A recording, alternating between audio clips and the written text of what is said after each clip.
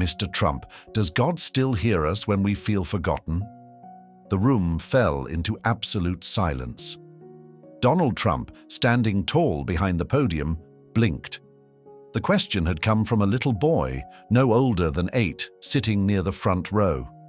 His small hands trembled as he gripped a notepad, his round glasses slightly slipping down his nose. Reporters froze mid-scribble. The cameramen instinctively zoomed in. Even the security guards at the back stopped shifting in their positions. It was supposed to be another political Q&A session. Taxes, policies, economy. But this was something else. Trump cleared his throat. "What's your name, young man?"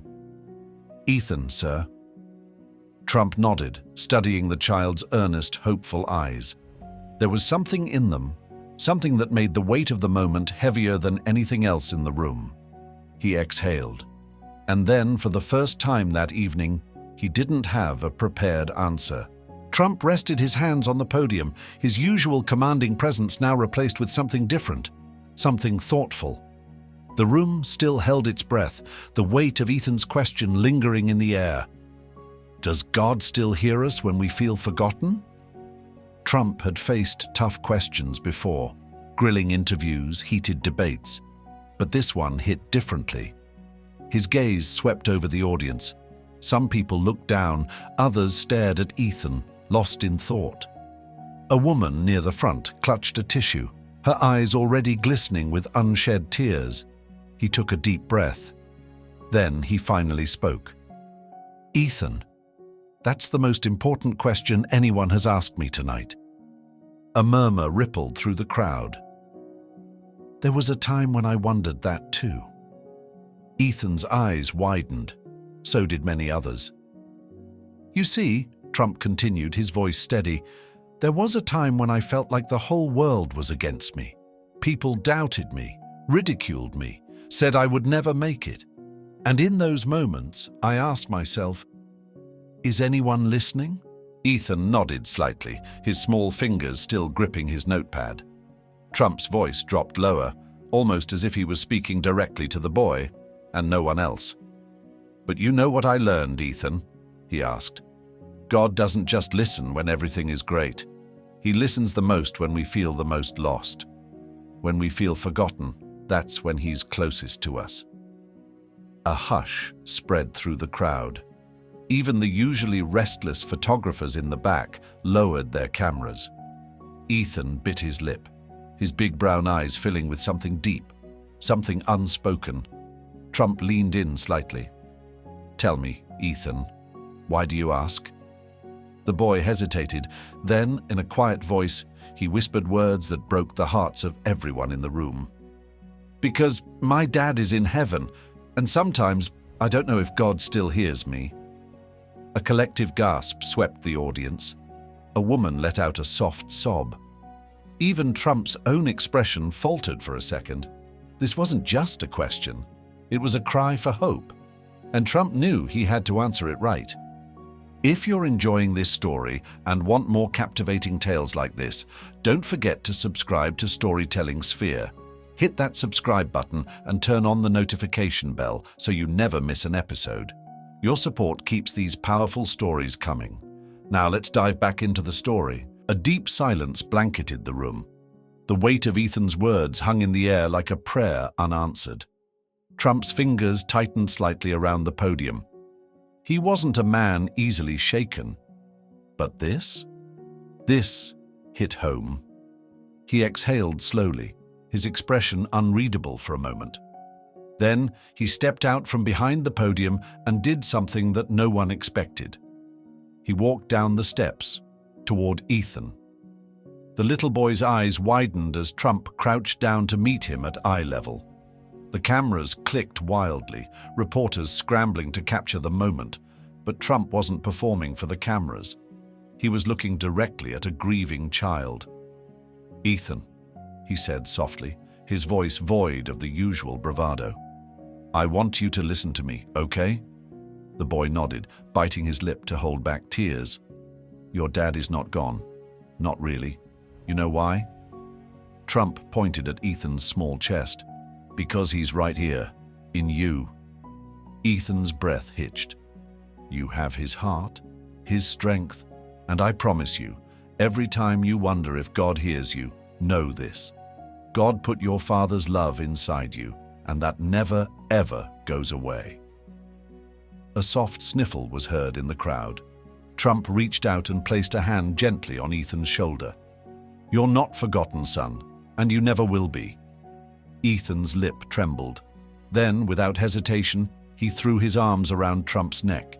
Gasps rippled through the audience. Some clapped. Others wiped their eyes. Even the most hardened reporters looked away from their notes, their faces unreadable. Trump hesitated for only a second before he hugged the boy back. It was a moment no one would forget. And then, from somewhere in the back of the room, a single person began to clap. It was slow at first, hesitant. But then another joined in, and another. Within seconds, the entire ballroom erupted into applause. Not because of politics, not because of power, but because, for the first time that night, they had all been reminded of something bigger, something that truly mattered. The standing ovation rippled through the room. Ethan wiped his eyes quickly, looking up at Trump with something beyond admiration, a newfound hope. Trump patted his shoulder one last time before standing back up, adjusting his suit. The moment had been unscripted, raw, and deeply human. But outside this room, it was just getting started. Social media exploded. The clip of Ethan's question, Trump's heartfelt response, and the tearful hug spread like wildfire. I never thought I'd say this, but this moment brought me to tears. Twitter. User. For once, politics didn't matter, just two souls connecting. Beautiful. Journalist from a major news outlet. Say what you want about him, but this right here, this is leadership. Viral Facebook post. The video made its way to news stations, talk shows, even late-night programs. But this wasn't about politics anymore. It was about faith, loss, hope. The comments poured in. I lost my dad last year. Hearing this made me feel like he's still with me. Thank you. Ethan, if you ever see this, your father is watching over you, kiddo. Stay strong. We all need a reminder that we're never truly alone. Churches played the clip during sermons. Motivational speakers referenced it in their speeches. Even people who had never cared for politics found themselves moved. But the biggest impact? The one no one saw coming. Ethan's life changed forever. A foundation was started in his father's name. Donations poured in from all over the country to help children who had lost parents. Scholarships, support groups, hope, one moment, one question, and the world felt a little less alone. The world had seen Ethan's pain. They had witnessed his courage. But what happened next was something no one could have predicted. A call from the White House. A week after the press conference, Ethan and his mother received a phone call they never expected. Hello, this is the White House. The president would like to invite you both for a visit. His mother nearly dropped the phone. Ethan's eyes widened. The invitation wasn't political. There were no cameras, no speeches, just a quiet, private moment in the Oval Office. When Ethan stepped inside, Trump was already waiting. Come here, kid, he said, opening his arms. Ethan ran to him, hugging him like an old friend. For nearly an hour, they talked about his father, his dreams, and the things that mattered. You know what I see in you, Ethan, Trump said, leaning forward. What? A leader. Someone who doesn't just ask big questions, but finds the answers. Ethan didn't know it yet, but those words would shape the rest of his life. A few months later, Ethan's mother was approached by a publishing company. People want to hear his story. Let's write a book about his father, his journey, and that powerful moment. At just 10 years old, Ethan's story was published. The title? Dear God, Can You Hear Me? It became a bestseller overnight. The foundation that had started in his father's name grew beyond anyone's expectations. Hundreds of children who had lost parents found support and scholarships. Therapy programs were launched in schools. Ethan, still just a kid, was invited to speak at events to inspire others. At one event, he looked out into a sea of faces, kids just like him. "I thought I was alone," he told them. "But that day, I learned something important. We are never truly alone." Years later, a major film studio reached out to his mother. "We want to turn Ethan's story into a documentary."